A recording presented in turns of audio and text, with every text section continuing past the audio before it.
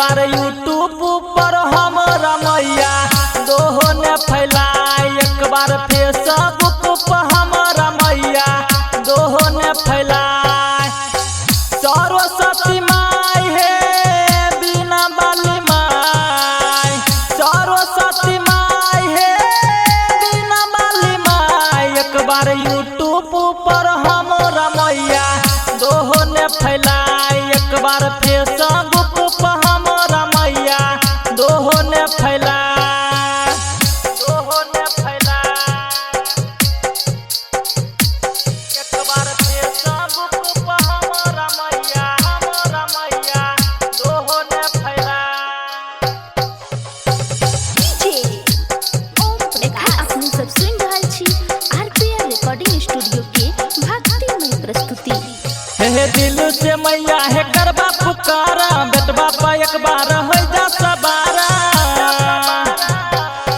हे दिल से मैया है करबा पुकारा, बेटवा पा एक बार हो जा सबारा।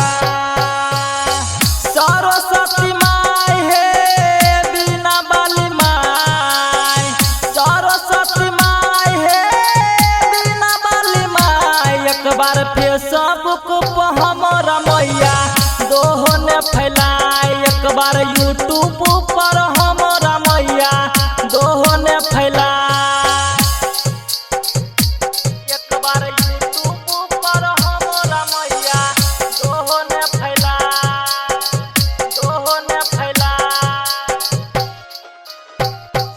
एक बार यूट्यूब पर हमरा मैया दोहो ने फैलाए। हे भाषण में लाई के जैबा हम डीजे, दीपक किशोर के इह छै जीजे। हे भाषण में लाई के जैबा हम डीजे, लचन रसीला के इह छै जीजे।